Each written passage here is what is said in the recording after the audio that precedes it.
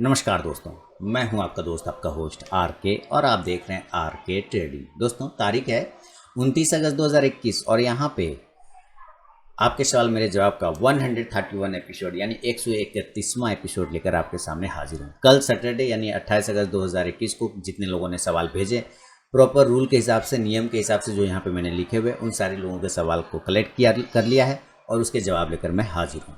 कोई भी personal buying और सेलिंग की सलाह यहाँ पे बिल्कुल भी नहीं है। तो जो भी मैं बताऊंगा उसको आप अपने फाइनेंशियल एडवाइजर से सलाह मशवरा एक बार जरूर कर लें। तो चलिए देखेंगे।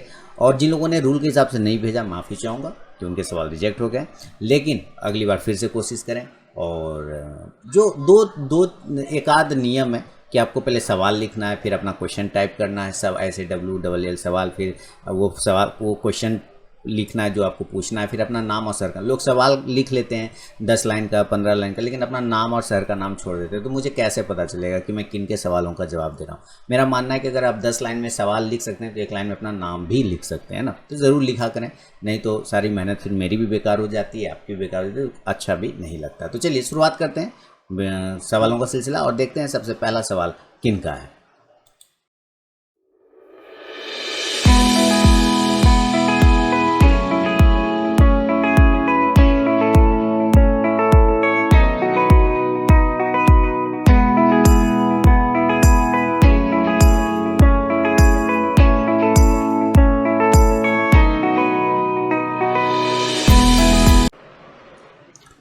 सबसे पहला सवाल सिलीगुड़ी वेस्ट बंगाल से भेजा गया। ऋषि सूर नाम है इनका, और इन्होंने पूछा है सर 1 सितंबर से मार्जिन ट्रेड बंद होगा क्या। देखिए, मार्जिन ट्रेडिंग वाली वीडियो तो कल मैंने आपको बना के दे दिया ऋषि जी। मेरे यूट्यूब चैनल आर के ट्रेडिंग पे अगर आप जाते हैं तो वहाँ पे आपको वो वीडियो मिल जाएगा। अगर मैं आपको दिखाऊं, इस नाम से आपने उम्मीद करता हूँ देख भी लिया होगा। यहाँ पे सेबी करके होगा, सेबी रूल्स अब तेरा क्या होगा कालिया करके, इस तरह से ये हेडिंग, उसके बारे में मैंने प्रॉपर वहाँ पे बताया हुआ है, ठीक है ना। एक तो ये हो गया। दूसरा ये कि फ़र्क क्या पड़ रहा है मार्जिन बंद के। मार्जिन तो अब आपको बहुत कम कर दिया गया, लगभग ना के बराबर 100% बोला जा रहा है। सेबी ने कहा 100% देना होगा। मैंने जितना, अगर आपके पास जेब में रुपया है सर तो ट्रेड करिए, नहीं है तो मत करिए, सीधी सीधी उसका हिसाब यही है। ये तब तक चेंज नहीं होगा जब तक कि हम लोग कोई विरोध प्रदर्शन टाइप अगर ना करें। मतलब कहने का मतलब, लोग कह रहे हैं कि 1 सितंबर को नो ट्रेड करेंगे, नहीं ट्रेड करेंगे, तो उससे सेबी को फ़र्क पड़ेगा। कोई फ़र्क नहीं पड़ना है उसको, सेबी को। जब तक कंटिन्यू आप 1 मंथ ट्रेडिंग बंद नहीं करें सारे लोग इंट्राडे में, तब तक उसको कोई फ़र्क नहीं पड़ेगा। एक आध दिन के विरोध प्रदर्शन से कुछ नहीं वाला। हाँ, मार्जिन बंद होने वाला, रिड्यूस हो गया है पूरा का पूरा। 70, पहले मई में था 25%, जून में हुआ 50%, अगस्त में हुआ 75%, और 1 सितंबर से 100% हो रहा है, ठीक है।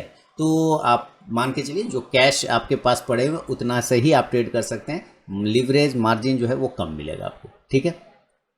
कुछ रखा है, किसी ने 3 टाइम्स रखा है, किसी ने 2 टाइम्स रखा है, तो उससे क्या फ़र्क पड़ा। 3 टाइम्स कहाँ, 10 टाइम्स मिलता था, 20 टाइम्स मिलता था, 40 टाइम्स भी हम लोगों ने यूज़ किया हुआ है, 50 टाइम्स, 50 गुना यूज़ किया हुआ है। अब 2 गुना मिलेगा, 3 गुना मिलेगा, क्या फ़र्क पड़ेगा।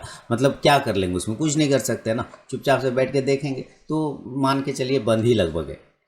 उम्मीद करता हूँ ऋषि जी निराश ना हो, कोई ना कोई उपाय तो निकाला जाएगा, है कि नहीं। सरकार और सेबी के द्वारा जब वो रिटेल ट्रेडरों का परेशानी को समझेंगे। अगला सवाल घनप्रीत सिंह जी ने लिखा है। घनप्रीत सिंह जी ने लिखा है, hope you are fine by the grace of God. Sir सब आपकी दया है, आशीर्वाद है।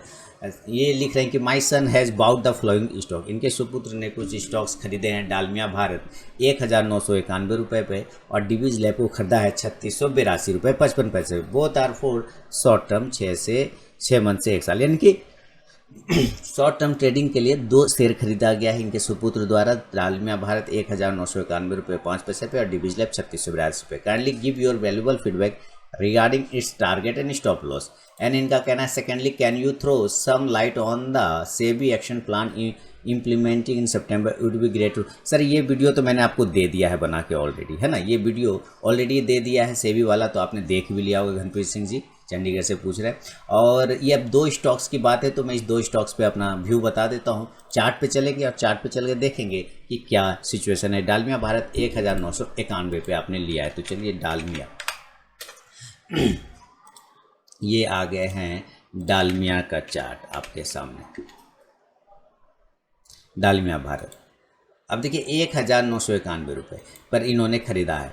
तो 1991 यानी यहाँ के आसपास कहीं ना कहीं खरीदा इस ब्रेकआउट जब हो रहा था तब। एक बार आप स्टॉप लॉस जो है ना लगा लेंगे, 90 पॉइंट का स्टॉप लॉस लगा लीजिए, 1900 का स्टॉप लॉस लगा लीजिए और होल्ड करिए। ऊपर के साइड में 2100 को ब्रेक करेगा, 2070 को ब्रेक करेगा, 75 को ब्रेक करेगा या 2100 को ब्रेक करेगा तो आपको 2200 से लेकर 2300 तक के टारगेट डालमिया भारत में मिल जाएंगे। रही बात डिवीज लैब की, तो निफ्टी फार्मा, मेटल, आईटी और फाइनेंशियल वाले वीडियो में मैं डिवीज लैब के बारे में तो बता ही देता हूँ, लेकिन फिर भी यहाँ पे हम लोग देखेंगे कि कितने प्राइस पर लिया गया है। 3682 3682 पर लिया गया, लगभग 383 रुपये पर लिया गया है डिवीज लैब को। बिल्कुल आप होल्ड करें, मैंने तो खुद शॉर्ट टर्म कॉल दिया हुआ है डिवीज लैब पे, आप होल्ड करके चलें। और इसका जो पिछले मैं एक बार देख लूँ, सही बता रहा हूँ, 3682 में बिल्कुल आपने लिया हुआ 3682 और ऑलरेडी यहाँ से लगभग आप देखिए 3600 आसपास कहाँ पे लिया, यहाँ से है ना, यहाँ कहीं पे आपने 3682 रुपये पे डिवीज लैब को लिया और वहाँ से कितना परसेंट आपने प्रॉफिट खाया है इस चीज़ को पहले मैं देखूँ। तो देखिए अभी आपने गजब, आपने 1283 पॉइंट उठा लिए, लगभग 35% का प्रॉफिट आप यूज़ कर रहे हैं। होल्ड रखिए सर, एक स्टॉप लॉस लगा लीजिए 4800 रुपये का, होल्ड रखिए। 4950 के ऊपर निकलने के बाद ये 5000 5100 तक के भी टारगेट डिवीज लैब दिखा सकता है। नज़र बना के जरूर चलें डिवीज लैब पे, और सही जगह पे खरीदार, अच्छा प्रॉफिट भी आपको बन रहा है। तो ये 2 स्टॉक्स आपका था। उम्मीद करता हूँ वीडियो के कमेंट सेक्शन में फीडबैक देना बिल्कुल ना भूलें। बढ़ूंगा अगला सवाल, और अगला सवाल संजय मिश्रा जी ने सहरसा बिहार से लिखा है। संजय मिश्रा जी ने सहरसा बिहार से लिखा है, sir good evening, I have purchase delta Corp 180 180 रुपये के रेट पे डेल्टा कॉर्प को इन्होंने खरीदा है। सही है सर। ग्रिप्स कॉटन को 123 पे खरीदा है, बंधन बैंक को 274 पे खरीदा है, 274, भारत इलेक्ट्रॉनिक को 180 पे, rain industries 251, Orion cement 148। Please provide stop loss and target. Sir, do you find any more stock which can I buy in this small correction? Sir already वो वीडियो आपको आज मिल जाएगा, वो वीडियो आज आपको मिल जाएगा कि सितंबर मंथ के लिए, सितंबर मंथ के लिए, और मेरे दोनों ही चैनल पे मिल जाएंगे, आरके ट्रेडिंग पे मिलेंगे और बाजार आर्ट पे मिलेंगे। अलग अलग स्टॉक मिलेंगे जिस पे आप सितंबर मंथ में नज़र रख सकते हैं, पोजीशन कर सकते हैं, बना सकते हैं पोजीशन, जिसमें मीडियम स्मॉल कैप भी है, मिड कैप भी है, लार्ज कैप भी है, कैश भी है, कैश का भी स्टॉक है और फ्यूचर का भी स्टॉक है। तो दोनों ही चैनल पे अलग अलग स्टॉक आपको मिलेंगे। लगभग दोनों चैनल को मिला के बात करें तो 50 से 55 स्टॉक्स आज आपको मिलने वाले हैं। तो वो वीडियो आज आपको मिल जाएगा, डोंट वरी सर। सारे स्टॉक्स मैंने फाइंड आउट कर लिए हैं, सारा स्टडी कर लिया है, सारा रिसर्च कर लिया और लेवल भी सारा निकाल लिया है, बस अब उस पर आपको वीडियो मिलने वाला है। तो चलिए मैं आपके स्टॉक्स के रिकमेंडेशन देख लेता हूँ। डेल्टा कॉर्प 180 पे आपने खरीदा है, स्टॉप लॉस एंड टारगेट चाहिए। डेल्टा कॉर्प 180, ग्रिप्स कॉटन 123 पर लिया हुआ है। तो चलिए हम लोग डेल्टा कॉर्प को लगाते हैं यहाँ। ये आ गया डेल्टा कॉर्प का चार्ट, बहुत बढ़िया। आपने 180 पे डेल्टा कॉर्प को लिया हुआ है ना, 180 पर, हाँ 180 पे आपने डेल्टा कॉर्प लिया है और ये 175 चल। स्टॉप लॉस तो सर 165 का लगेगा, उसका कोई उपाय नहीं। 165 का एसएल लगेगा, वही प्राइस, ठीक वही प्राइस 165 का एसएल लगाइए। और आपका जो 180 का प्राइस है ना sir, this is resistance zone, यही रजिस्टेंस एरिया है। इस एरिया को अगर ये ब्रेक कर देगा देन आपको 200 तक के टारगेट देखने को बन सकते हैं, लेकिन उस कंडीशन में आप स्टॉप लॉस 165 रुपये का लगा के चल सकते हैं डेल्टा कॉर्प में। तो इस पर नज़र रखें आप। डेल्टा कॉर्प के अलावा जो आपके पास है वो है ग्रिप्स कॉटन। तो चलिए हम लोग ग्रिप्स कॉटन के भी चार्ट को लगाते हैं। 123 पर आपने ग्रिप्स कॉटन को खरीदा हुआ, ये लग गया ग्रिप्स कॉटन, और ये है आपका प्राइस ग्रिप्स कॉटन 123 पर, और आ गया मैं ग्रिप्स कॉटन 123। चलिए 130 के आसपास चल रहा है प्राइस। आपका जो स्टॉप लॉस लगेगा वो 120 रुपीज़ के आसपास का लगेगा sir. Very important support zone है ये 120, लेकिन याद रखिए ये क्लोजिंग बेसिस पे लगाइएगा। क्लोजिंग बेसिस मतलब समझ रहे हैं कि इंट्राडे में हो सकता है स्टॉक एक बार इसको टच कर दे, आप समझिए क्या होता है। इंट्राडे में एक बार हो सकता है स्टॉक इसको ऐसे टच कर दे, आपका एसएल काट दे और ये ऊपर जाके फिर क्लोज कर दे, यहाँ पे क्लोज कर दे, तो ये आपका एसएल वैलिड नहीं होगा। मतलब ये हम लोग नहीं मान के चलेंगे कि स्टॉप लॉस कटा, इसलिए मैं कह रहा हूँ क्लोजिंग बेसिस, यानी कि 3:15 बजे के बाद 3:15 से 3:25 तक में प्राइस आपके 120 रुपये के नीचे अगर रहेगा तभी मान के चलिएगा कि स्टॉप लॉस कटा। अगर टच करके ऊपर चला गया तो वो आपका ट्रेड बना हुआ है, डोंट वेरी, उसमें कोई टेंशन फिर लेना नहीं है। इसलिए क्लोजिंग बेसिस पे आपको लगाना है स्टॉप लॉस कितने का, 120 का। और ऊपर के साइड में अगर ये ब्रेकआउट करता है 135 तो 140 और 150 तक के टारगेट आपको ग्रिप्स कॉटन देखने को मिल सकता है। ग्रिप्स कॉटन के अलावा बंधन बैंक 274 पे आपने लिया। सर बंधन बैंक में ना ऑलरेडी तो इस जगह पे आ गए सारे बैंकिंग फाइनेंशियल स्टॉक जो है ऐसे जगह पे आ गए हैं कि जहां पर से मन में एकदम लालच फूट गया है। बिल्कुल ठीक खरीदा है आपने, एक स्टॉप लॉस छोटा सा लगाइए 270 के आसपास का, 280 ऊपर निकलेगा, 290 300 310 तक के टारगेट नियर टर्म में आपको देखने को मिल सकते हैं बंधन बैंक में। तो इस पर स्टॉक्स पर नज़र बना कर रखें। भारत इलेक्ट्रॉनिक को आपने लिया 180 पे। चलिए हम लोग भारत इलेक्ट्रॉनिक के भी चार्ट को देखेंगे और ये आ गया भारत इलेक्ट्रॉनिक। भारत शायद BEL है ना, हाँ भारत इलेक्ट्रॉनिक यही है। आपने लिया 180 पर, वाह बहुत बढ़िया, 180 पे आपने लिया। स्टॉप लॉस जो आपको लगाएंगे ना, आप स्टॉप लॉस एक बार 178 का लगाइए, 178 का लगाएंगे और अगर ये वापस 188 को ब्रेक करता है तो 190 192 और 196 तक के टारगेट BEL यानी भारत इलेक्ट्रॉनिक आपको दिखा सकता है। रेन इंडस्ट्रीज 251 पे आपने लिया हुआ है। तो चलिए हम लोग रेन को भी देखेंगे, रेन को चेक कर लेते हैं। 251 पर आपने लिया है रेन इंडस्ट्रीज और आ गया रेन, बारिश का महीना और आपने स्टॉक भी वही लिया हुआ है, रेन इंडस्ट्रीज 251 पे लिया है, बहुत अच्छी बात है। तो 251 210 आ गए। देखिए काफ़ी तेज़ गिरावट। अब आपका इसमें क्या व्यू था, आपका व्यू क्या था, शॉर्ट टर्म था तो आपने एक स्टॉप लॉस भी लगाया होगा। तो अगर वो स्टॉप लॉस कट गया तो हिट कर गया, आप बाहर निकल जाइए। अगर ये आपका व्यू शॉर्ट टर्म था, अगर व्यू लॉन्ग टर्म है कि नहीं, एक लोग होते हैं मतलब जैसे कि अगर होल्डिंग अच्छा कंपनी है तो आप उसको नीचे के प्राइस पे एवरेज भी कर सकते हैं। अगर अच्छी कंपनी है, आपका एनालिसिस है इस पर ये कंपनी अच्छी, तो आप बिल्कुल इसको होल्डिंग कर सकते हैं। और मेरा मानना है कि ये जब तक 190 के ऊपर रहेगा ये पॉजिटिव रहेगा। कितना, 190 के ऊपर जब तक रेन इंडस्ट्रीज रहेगा पॉजिटिव रहेगा, उसमें टेंशन है। कहीं सर आपने प्राइस तो गलत नहीं लिख दिया, 180 की जगह 280 तो नहीं लिख दिया सर, एक मिनट, रेंज 151 की जगह कहीं 251 तो नहीं लिख दिया, ऐसे आप देख लीजिएगा। लेकिन मैं अगर 251 ही है तो मैं आपको बता दूं कि तब तक ये ख़राब नहीं होगा जब तक ये 190 के ऊपर है। 190 के नीचे निकलने पर ही इसमें परेशानी आएगी, अदरवाइज ठीक है। ऊपर 220 का थोड़ा सा हडल मिल रहा है, ब्रेकआउट आएगा तो 240 से लेकर 50 तक के वापस आपको टारगेट दिखा सकता है अपसाइड में।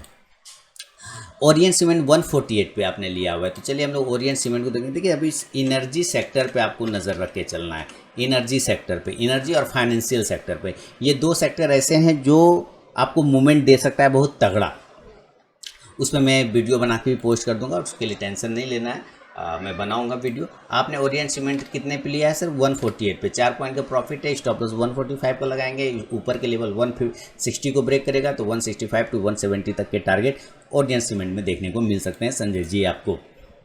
तो उम्मीद है आपको सारे, और रही बात ये फाइंड मोर स्टॉक देने वाला, तो मैं तो हर मंथ देता हूँ और हर मंथ इतने सारे स्टॉक्स दे देता हूँ मैं। जैसे मैंने मई मंथ के लिए पूरा सीरीज दे दिया, जून मंथ के लिए दे दिया, अगस्त मंथ के लिए दे दिया, जुलाई मंथ के लिए दे दिया, अब मैं सितंबर मंथ के लिए फिर से बहुत सारे स्टॉक सेलेक्ट कर लिया। और वो तो मैं एक बार देता हूँ वीडियो बना के, 25-30 स्टॉक दोनों चैनल पर दे देता हूँ अलग अलग। उसके बीच में भी, मंथ के बीच में भी बहुत टाइम मैं short term call, swing trading call देता रहता हूं, है ना। तो आप उस पर भी बना के चले। और वो सारे कहाँ मिलेंगे, मेरे टेलीग्राम चैनल पे भी मिल जाएंगे, जो मैं बीच बीच में प्रोवाइड करता हूं। मेरे मोबाइल एप्लीकेशन आरके ट्रेडिंग वाला जो गूगल प्ले पे अवेलेबल है एंड्रॉइड वर्जन, उस पर भी मिल जाएगा। तो वो बीच बीच में मैं प्रोवाइड करता रहता हूँ। और बाकी मंथ के शुरुआत में ही मैं बहुत सारे स्टॉक्स पूरे मंथ के लिए देता हूँ, जो कि आज मैं देने वाला हूँ सितंबर मंथ के लिए। दोनों ही चैनल, बाजार हट पे भी और आरके ट्रेडिंग पे भी 20-30 स्टॉक मैंने टोटल मिला के 50-55 स्टॉक्स बनेंगे दोनों मिला के। चलिए अब आगे बढ़े। संजय जी के बाद जो सवाल है, संजय फीडबैक देना बिल्कुल ना भूलें वीडियो के कमेंट सेक्शन में। और आगे बढ़ूंगा, संजय जी के बाद तनवीर आलम जी ने तनवीर आलम जी ने दिल्ली से पूछा है, सर LTTS यानी कि LTTS को 3950 का बाइंग है, टारगेट और स्टॉप लॉस क्या होगा, TVS मोटर में एंट्री लेवल क्या होगा, टारगेट। बहुत बढ़िया, LTTS के साथ चलेंगे। और TVS मोटर, LTTS का प्राइस है 3950, 3950 रुपये। तो ये लगा दिया मैंने LTTS 3950 रुपये पर आपने बाइंग प्राइस लिया हुआ है। और ये 3974 चल। देखिए स्टॉप लॉस तो सबसे पहले आपको 3800 का लगा लीजिए। आप एक स्टॉप लॉस पकड़िए पहले 3800 का। और याद रखिए कि ऊपर इसके पास एक 4000 का हर्डल है, ठीक है, 4000 का हर्डल। ये जैसे ही ब्रेक करेगा आप 4200 के टारगेट लेते हुए देख सकते हैं LTTS में। इसमें यहाँ पे कोई परेशानी देखने वाली बात नहीं है, लेकिन स्टॉप लॉस भी आप 3800 का लगाएंगे, 3800 का, और वो भी क्लोजिंग बेसिस पे लगाएंगे, क्लोजिंग बेसिस पे उसके, यानी कि टच करके ऊपर चला गया तो वैलिड नहीं होगा, क्लोज कर जाएगा उसके नीचे तभी वैलिड होगा। समझ रहे हैं तनवीर जी। अब बात रहा आपका TVS मोटर का। तो TVS मोटर के बारे में बता दूँ, देखिए अभी भी वो TVS मोटर जो है ना वो नीचे के लेवल पे मिल रहा है और अच्छे जगह पे मिल रहा है, ऐसी नहीं कि ख़राब है। अभी तो देखिए फेस्टिवल सीजन भी आरंभ होने वाला है, स्टार्ट होने वाला है, तो आप बिल्कुल बाइंग का अगर पोजीशन मान लेते हैं, आपको 500 क्वांटिटी लेना है तो आप 200 क्वांटिटी को सेम प्राइस पे आप ऑर्डर डाल सकते हैं। मेरे ख्याल से एक बार ये लेवल 535 के ऊपर अगर ये ब्रेक कर जाएगा देन ये रिवर्सल यहाँ से संकेत दे सकता है, क्योंकि संकेत तो दे रहा है वो रिवर्सल, संकेत वो रिवर्सल का दे रहा है। ऑलरेडी आप देख रहे हैं कि काफ़ी अच्छा ये सपोर्ट लेने की कोशिश करा। एक 530 से 35 का एक रेजिस्टेंस है वो ब्रेकआउट करेगा, 560 से 580 तक के प्राइस मिल सकता है। याद रखिए यहाँ पे भी आपको एक छोटा क्वांटिटी डाल सकते हैं, लेकिन याद रखिए नीचे आने पर फिर आपको 480 से 460 के आसपास में एवरेज करने का मौका मिलेगा। लेकिन हो सकता है कि यहीं से प्राइस बाउंस कर जाए ऊपर, फिर आप ऊपर के प्राइस पे भी थोड़ा एवरेज कर सकते हैं, कोई दिक्कत वाली बात नहीं है। तो ये है व्यू TVS मोटर पर। तनवीर आलम जी, फीडबैक देना बिल्कुल ना भूलें। चलिए आगे बढ़ें और अगला सवाल की तरफ बढ़ते हैं। अगला सवाल है अमित अग्रवाल जी ने गुड़गांव से लिखा है, next week view on Adani enterprises by 81513। बहुत बहुत धन्यवाद। सबसे पहले मैं अमित जी का धन्यवाद करना चाहूँगा कि अमित जी हर बार सवाल लिखते थे लेकिन अपना प्राइस नहीं लिखते थे कि किस प्राइस पे उन्होंने बाय किया हुआ है। मैंने पिछले वीडियो में बताया था इनको कि सर अगर आप अपना प्राइस लिख दें तो बहुत ही मेहरबानी होगी, ताकि और क्लियर कट मैं आपको बता सकूँ। तो बहुत सारे लोग ऐसे सुनते हैं पर अप्लाई नहीं करते, मेरी बातों को नहीं मानते हैं शायद, लेकिन इन्होंने माना, इसके लिए बहुत बहुत धन्यवाद देना चाहूँगा अमित जी का कि सर आपने अपना प्राइस लिखा। तो सबसे पहले तो मैं थैंक यू। देखिए मेरी याददाश्त बिल्कुल सही है अमित जी, मेरे ख्याल से ना मुझे याद रहता है कि मैंने किसको क्या बोला है, ठीक है। तो देखिए आपने लिखा, बहुत बहुत धन्यवाद सर। तो बाय किया है 1513 पे अडानी इंटरप्राइजेज, माइंड टीको 3655 3655 पे बाय किया है, इन्फोसिस 1721 रुपये पे बाय किया है, बजाज फाइनेंस 7010 पे बाय किया है, TCS 3717 पर और एस्कॉर्ट 1361 पे। सर आपने ना मैं आपको यहाँ पे बता दूँ अमित जी कि आप TCS में थोड़ा सा विलम्ब हो गए, थोड़ा सा विलम्ब हो गया। मैंने TCS को एक बार 3400 पर दिखाता हूँ आपको, चार्ट जब चलेंगे ना मैं TCS से ही स्टार्ट करता हूँ आपको। तो देखिए क्या क्या हुआ है TCS का ये प्राइस, मैंने इसको हर बार रिकमेंड किया और शानदार प्रॉफिट भी बनाया। देखिए ये TCS है, ठीक है ना। एक बार मैंने TCS को यहीं पर बोला इस ट्रेंड लाइन की वजह से कि भाई आप यहाँ पे भी एक छोटा क्वांटिटी डालिए 3200 के आसपास में, और जैसे ही 3300 ब्रेक करे, 3250 ब्रेक करे, क्वांटिटी ऐड करिए, 3400 का एक टारगेट होगा। 3400 के ऊपर निकलने के बाद आप देखेंगे बहुत तेज़ी से ये 3600 से 3700 का टारगेट देगा। सेम यही लाइन बोला था कि आप देखेंगे बहुत तेज़ी से ये टारगेट देगा, और ये देखिए जैसे निकला बहुत शानदार। देखिए टेक्निकल एनालिसिस चीज़ें जो होती है ना, टेक्निकल एक ही समय में फेल होता है। टेक्निकल कब फेल होता है? टेक्निकल एक ही समय में फेल होता है जब कोई न्यूज़ आ जाती है ना किसी स्टॉक में या मार्केट में, तभी टेक्निकल फेल हो सकता है, अदरवाइज टेक्निकल फेल नहीं होता है। न्यूज़ अभी कोरोना आ गया था, तो कोरोना में अब कोई टेक्निकल करेगा तो पिटाई लगेगा कि नहीं उसको। वो कोरोना को टेक्निकल पता ही नहीं, वो धड़ाधड़ नीचे ले आएगा और धड़ाधड़ ऊपर चला जाएगा। तो न्यूज़ में ही फेल होता है, अदरवाइज नहीं फेल। आप देख रहे हैं सामने चार्ट सब कुछ बता रहा है। मैंने कितनी बार यहाँ से एरो लगा दिए थे कि यहाँ से बाइंग करो, क्वांटिटी इसके ऊपर निकले ऐड करो, और 3400 के ऊपर निकल जाएगा इस प्राइस के ऊपर, देन आपको बड़े मूवमेंट देखने को। ये मैं अपने Nifty pharma IT metal financial वाले में वीडियो में बताता रहता हूँ। तो शानदार आ गया, थोड़ा सा लेट हो गया, इसीलिए मैंने कहा कि TCS में आप थोड़ा सा लेट हो चुके हैं।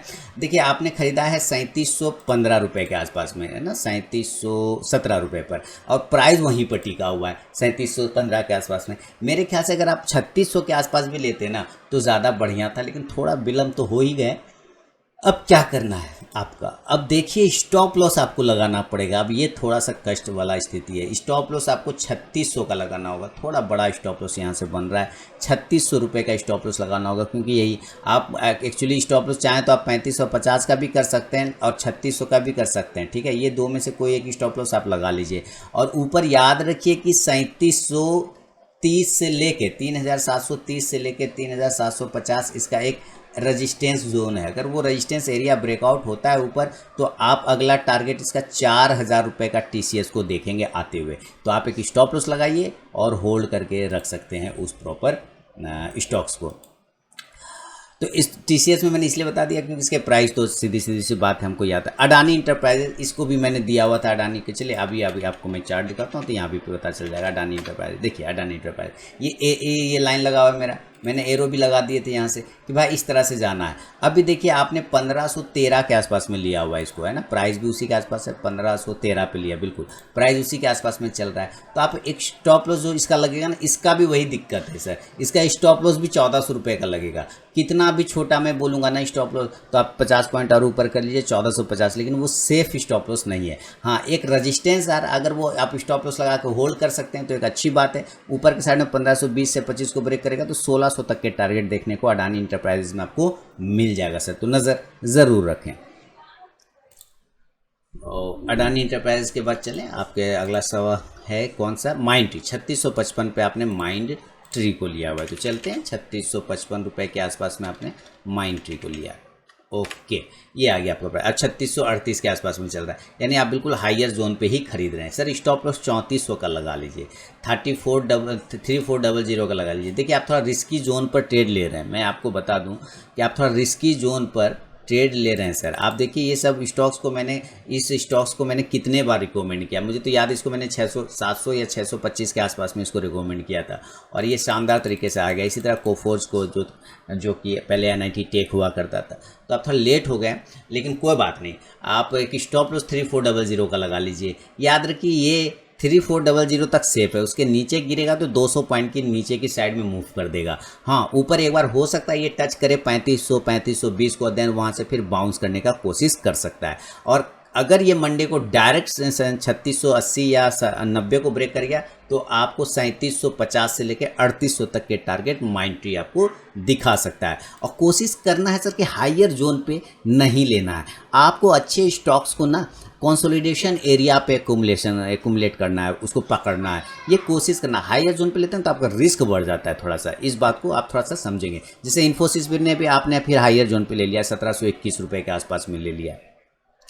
और ये बजाज फाइनेंस 7010 पे, एस्कॉर्ट, ये एस्कॉर्ट थोड़ा ठीक लग रहा है, लेकिन आपका ये जो इन्फोसिस है ना, इसमें आपने फिर गड़बड़ थोड़ा सा किया है। हालांकि आपने अपनी एनालिसिस किया होगा, मैं आपको ये नहीं कहूँगा, लेकिन मैं अपना व्यू बता रहा हूँ कि आप थोड़ा हायर जोन पे स्टॉक को पकड़ने की कोशिश कर रहे हैं। एक मेंटलिटी होती है हम लोगों की कि भाग रहा पकड़ लूँ, गिर रहा बेच दो। ऐसे देखिए चलती ट्रेन में चढ़ेंगे ना सर, चलती ट्रेन में अगर चढ़ने की कोशिश करते हैं ना तो एक बार आप चढ़ सकते हैं, बाई चांस आप अच्छा रहे, लक अच्छा रहा, पैर सही जगह पर रखा गया तो आप चढ़ गए और ट्रेन आपको लेके चला गया। लेकिन हो सकता है अगर पैर फिसल गया तब सर, चलती ट्रेन में चढ़ेंगे, पैर फिसल गया तो क्या होगा, भयानक एक्सीडेंट हो जाएगा ना, होता है वैसे ही टाइप का। तो आप देखिए बहुत ही क्रूशल जोन पे ये खड़ा है, 1700 का एक इंपॉर्टेंट सपोर्ट जोन। देखिए अमित जी, जो बताना चाह रहा हूँ मैं, जो समझाना चाह रहा हूँ, उम्मीद है आप समझ रहे होंगे।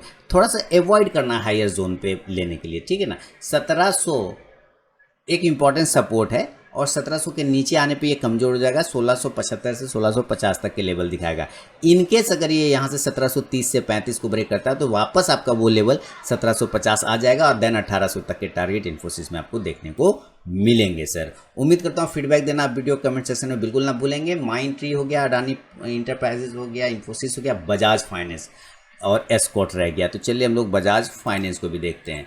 बजाज फाइनेंस मैंने 6200 इधर तो दिया था, मैंने 6200 के आसपास में बजाज फाइनेंस को, बिल्कुल मैंने 6200 के आसपास ही बजाज फाइनेंस को दिया था। मुझे याद है अपना प्राइस, जिस प्राइस पर मैं देता हूँ वो याद रह जाता है मुझे। यहाँ पे मैंने दिया था कि 6200 के ऊपर लेना है और टारगेट होंगे इसके 6400 से लेके 6600, वो सारे टारगेट आ गए और आपने फिर इसको 7000 पे लिया, एकदम ठीक हायर जोन पे लिया है।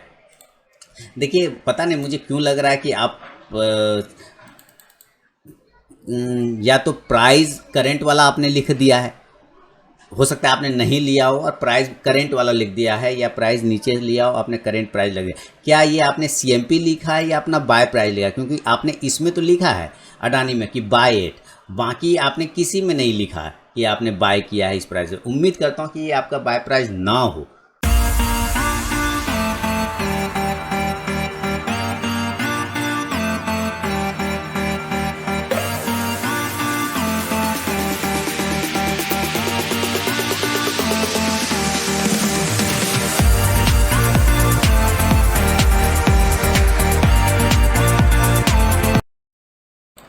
तो अगर उम्मीद करता हूँ ये आपका ना हो बाय प्राइस, और नीचे के भाव पे आपने लिया हो तो ज़्यादा अच्छा है। अगर ये भाव प्राइस यही है तो फिर बजाज फाइनेंस में आपको एक प्रॉपर स्टॉप लॉस के साथ साथ फिर रहना पड़ेगा। और स्टॉप लॉस का पता है आपको कहाँ पड़ रहा है, 6600 का, 6600 के आसपास का स्टॉप लॉस आ रहा है।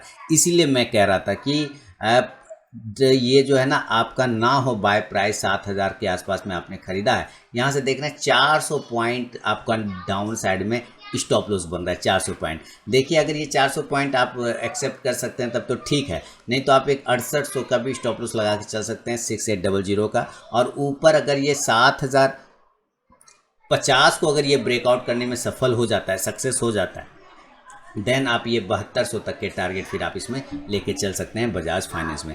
थोड़ा वही अवॉइड करना चाहिए आपको, आप पर काफ़ी हायर जोन पे लेने में अवॉइड करना चाहिए, ठीक है। ऐसे चांस क्या होते हैं ना कि लोग हायर जोन पे आके प्रॉफिट बुक करते हैं, है ना, हायर जोन पे ही तो आके प्रॉफिट बुक करते हैं, इस वजह से थोड़ा सी गिरावट भी आपको मिल सकता है देखने को। एस्कॉर्ट 1361 रुपये पे आपने लिया है, तो चलिए एस्कॉर्ट पे भी चलते हैं हम लोग। एस्कॉर्ट क्या कर रहा है, ये है एस्कॉर्ट। देखिए एस्कॉर्ट पे भी सारे एनालिसिस करके मैंने दिया था, सारे एनालिसिस की इस तरह से जाएगा, ऐसे ऐसे जाएगा और यहाँ पर आना चाहिए। आपने ठीक देखिए 1361 पे आपने यहाँ पे लिया है, हाई लगाया था इसने 1346 पर, 1380 पर, और 1361 आपने लिया। एक स्टॉप लॉस आपको लगाना होगा 1310 रुपये का। 1360 का दोबारा अगर ब्रेकआउट आता है एस्कॉर्ट में, देन आपको 1380, 1400, 1420 तक के टारगेट भी बन सकता है। तो ये रहा आपके सवाल पे मेरा अपना व्यू।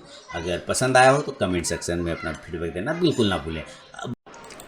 अगला सवाल है, नजीम जी ने कर्नाटक से लिखा है कि लुपिन को 998 पे 998 पे बाय किया है, जील को 203 पे बाय किया है, एजिस लॉजिस्टिक को 360 पे बाय किया है, आरबीएल बैंक को 195 पे। क्या करूं सर? चलिए करना क्या है सर, प्रॉपर स्टॉप लॉस का वेट करना है। कर्नाटक से लुपिन नजीम जी का सवाल है, तो चलिए लुपिन पे सबसे पहले देख ले कि लुपिन पे इनको क्या करना चाहिए। 998 पे इन्होंने लुपिन को लिया हुआ है, कोई दिक्कत ऐसे नहीं है। देखिए सर गिरावट तो आई है, इस बात को तो मानना पड़ेगा फार्मा में, क्योंकि फार्मा बेतहासा भागा भी था, इस बात को आप मानते ही होंगे। तो आप एक स्टॉप लॉस लगा लीजिए नजीम जी। सबसे पहले तो आपको 900 का एक स्टॉप लॉस लगाना होगा और 950 के ब्रेकआउट का वेट करना होगा। अगर 900 का स्टॉप लॉस कट गया तब तो कोई फ़ायदा नहीं, और अगर उससे पहले 950 का ऊपर ब्रेकआउट आ गया देन आप होल्ड कर लीजिएगा। 1000, 1040 तक के टारगेट, 1040 तक के टारगेट आपको मिल सकते हैं।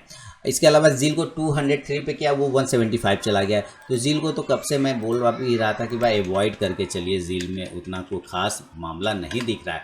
आप ये आपने 205 पे लिया, वो आ गया, तो अभी तो आप निकलिए मत इससे, एग्जिट करने नहीं कर रहा, मत निकलिए इससे। 160 का एक स्टॉप लॉस लगा लीजिए, 160 का एक स्टॉप लॉस लगाइए और 175 का ब्रेकआउट का वेट करिए। 180, 190 तक शॉर्ट टर्म में आपको फिर ऊपर जाते हुए मिल सकता है, देन आपका कहीं ना कहीं थोड़ा कवर होने का कोशिश यहाँ पर हो सकता है यहाँ पे। तो एक प्रॉपर स्टॉप लॉस लगा के वेट करें।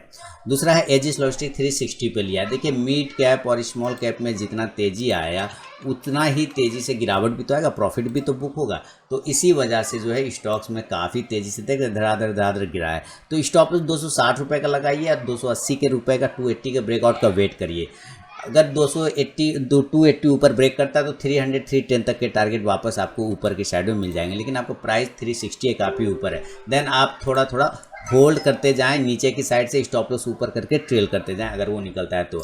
आरबीएल बैंक देखिए 200 के ऊपर जाने के बाद ही थोड़ा एक मूवमेंट दिखाएगा। आपने आरबीएल बैंक 195 पे लिया हुआ है, ठीक है, और आप देखेंगे ये अभी 160 पर है। तो आप एक बार 170 के रेजिस्टेंस को ब्रेकआउट का वेट करिए, एक स्टॉप लॉस लगा लीजिए 155 का। 170 के ऊपर निकल जाएगा तो 180, 190 तक के टारगेट शॉर्ट टर्म में फिर आपको देखने को बनेंगे, जो कि आपके प्राइस के आसपास पहुंचने की कोशिश कर सकता है। तो अभी इसमें कुछ नहीं कर सकते sir, small cap mid cap में गिरावट आई है तो उसका कुछ नहीं कर सकते। अगर आपके पास होल्डिंग कैपेसिटी है तो प्रॉपर स्टॉप लॉस लगा के वेट कर सकते हैं, ठीक है। सारे रेजिस्टेंस एरिया, सपोर्ट एरिया के पास आके खड़े हैं। बढ़ूंगा अगला सवाल की तरफ, और अगला सवाल है my name is Manish. Manish ji का नाम दिल्ली से लिख रहे हैं मनीष जी। क्या लिख रहे हैं, I having 50 share Bajaj consumer 270 है। बजाज कंज्यूमर को 270 पर मनीष जी ने खरीदा है। बैंक ऑफ इंडिया के 900 शेयर 73 पे खरीदा। एक्सचेंजिंग सोल्यूशन 170 शेयर खरीदा 115 रुपये के भाव पे। रूपा के 55 शेयर खरीदा 475 के भाव पे। I am also averaging as you always suggest for PNB as a SIP stock present. I am having 10,000 share at ₹41.50। Please suggest expected target holding period for above stock. बिल्कुल, देखिए सर, सबसे पहले तो PNB के बारे में बता दूं। पीएनबी में कोई दिक्कत वाली बात ऐसे नहीं है, ये देश का दूसरा सबसे बड़ा बैंक है, आपको पता है पीएनबी। और एसबीआई के बाद सबसे बड़ा बैंक पीएनबी है। तो आप ये सोचिए कि अगर ये सबसे बड़ा बैंक होके 400 पर मिल रहा है, 440 पर, और ये दूसरा सबसे बड़ा बैंक होकर 40 रुपये के आसपास में मिल रहा है, तो हम इसके जगह पे हम इसको क्यों ना पकड़ें? एक आंसर ये बता दीजिए मुझे। जरूर पकड़ेंगे, क्योंकि मूवमेंट जब ये करता है ना, तो ये भी मूवमेंट बहुत अच्छा करता है। और आप देखते होंगे जब आप बाय ऑन डिप करते होंगे तो अगले ही दिन 2 दिन बाद आपको उसमें प्रॉफिट आ जाता होगा, है ना, प्रॉफिट आ जाता होगा। तो अब आपका एवरेज करते करते आपका 41.50 पे आ गया एवरेज। ठीक है सर, अब आपने क्वांटिटी भी अच्छी खासी रख लिया है, इसमें आपने क्वांटिटी बहुत ही अच्छा रखा हुआ। अब आप इसको एवरेज ना भी करें तो ऐसे कोई प्रॉब्लम वाली बात नहीं है। आप इसको लंबे समय के लिए, इसमें मैंने कभी भी नहीं बोला है कि ये शॉर्ट टर्म है, कभी भी मैंने नहीं बोला इंट्राडे। मैंने हमेशा कहा ये पीएनबी एक पोर्टफोलियो स्टॉक है, और पोर्टफोलियो कभी भी शॉर्ट टर्म के लिए नहीं बनता, 3 to 5 ईयर्स के लिए बनता है कम से कम। तो आप इसको वेट करें 3 to 5 ईयर्स, आप देखेंगे एक बहुत अच्छा प्रॉफिट में आप निकलेंगे पीएनबी में। अच्छा, इसके बारे में तो बात हो गई। अब बात करेंगे हम लोग किस पर? बजाज कंज्यूमर 270 पे आपने लिया, तो चलते हैं बजाज कंज्यूमर के चार्ट पर। 270 पे आपने लिया है। मैं अपने नए व्यूवर से भी कहना चाहूँगा, अगर आप लोग ये वीडियो देखते हैं तो आपके बहुत सारे सवालों का जवाब तो मिल जाता होगा। तो अगर आपने सवाल नहीं भी भेजा है तो कृपया अपना फीडबैक देना बिल्कुल ना भूलें। देखिए 240 का एक स्टॉप लॉस लगा लीजिए मनीष जी, और होल्ड रखिए। 260 के ऊपर जाने के बाद ये आपको 270, 280, 290 तक के टारगेट बनेगा। स्टॉप लॉस 240 रुपये के आसपास का लगा के आप चल सकते हैं। इसके अलावा आपने लिया हुआ है बैंक ऑफ इंडिया के 900 शेयर 73 पर। थोड़ी सी परेशानी तो बैंक ऑफ इंडिया में है, इस बात को तो मैं मानूंगा कि बैंक ऑफ इंडिया में ना, बैंक ऑफ इंडिया बिल्कुल थोड़ी परेशानी है। और अभी ब्रेकआउट तो मिला है, इसको आपने लिया हुआ है 73 के आसपास में सर, तो ठीक है, कोई दिक्कत नहीं कि स्टॉप लॉस लगा लीजिए। 62 होल्ड रखिए, और 70 ही हर्डल है इसका। 70 एक बार कट जाएगा ऊपर की साइड में तो 75 तक के टारगेट फिर आपको नियर टर्म में मिल सकते हैं देखने को बैंक ऑफ इंडिया में। एक्सचेंजिंग सोल्यूशन को 170 पे लिया है, तो चलते हैं एक्सचेंजिंग सोल्यूशन। एक्सचेंजिंग देखिए इसमें गिरावट आया होगा मेरे ख्याल से, अगर ये मिड कैप स्मॉल कैप तो है ही, तो आपको इसमें गिरावट का भी सामना करना पड़ा होगा, है कि अभी मिड कैप स्मॉल कैप में गिरावट आया। देखते हैं यहाँ से धड़ाधड़ ऊपर से 140 से गिरा, नीचे आ गया तुरंत, है ना। तो यहाँ से आप देखें कितना पे आपने लिया है, 115 के भाव पे आपने लिया हुआ है एक्सचेंजिंग को, 115 115, और अभी 110 चल रहा है, तो कोई दिक्कत, आपने ज़्यादा दूर नहीं लिया है, नज़दीक में लिया है। स्टॉप लॉस लगा लीजिए 100 रुपीज़ का, और 118 रुपये के ब्रेकआउट का वेट करिए, 118 के ब्रेकआउट का, देन 120, 125 और 130 तक दोबारा जाने के चांस बन सकता है। स्टॉप लॉस प्रॉपर लगाना बिल्कुल ना भूलें। रूपा के 55 शेयर लिए 475 पे, तो चलिए 475 पे रूपा एंड कंपनी। सर स्टॉक्स में कोई खराबी नहीं, रूपा 475 बिल्कुल आप इसको होल्ड रखिए, इससे टेंशन नहीं लेना, निकलने का कोई झंझट नहीं।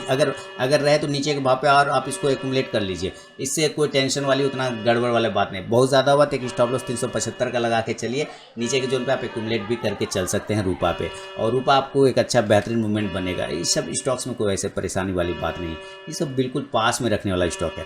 ठीक है सर, तो उम्मीद करता हूँ मनीष जी आपके सारे सवालों का जवाब मैंने प्रॉपर दे दिया है, और अगर संतुष्ट हैं तो फीडबैक देना बिल्कुल ना भूलें। और अगला सवाल है वो है सुनील शर्मा जी ने बलिया यूपी से लिखा है, एरो ग्रीन टेक को 62 पे बाय किया है, मिष्टान फूड को 4 रुपये 60 पैसे बाय किया है, गिन्नी फिलामेंट को 28 रुपये 80 पे बाय किया है, मिर्जा इंटरनेशनल को 62 पे बाय किया। If 1 year all stock please provide level, कह रहे हैं सुनील शर्मा जी बलिया यूपी से। तो देखिए सर एरो ग्रीन टेक पे चलेंगे। सबसे पहले 62 पे आपने एरो ग्रीन टेक लिया हुआ है, चलते हैं एरो ग्रीन टेक के चार्ट पर।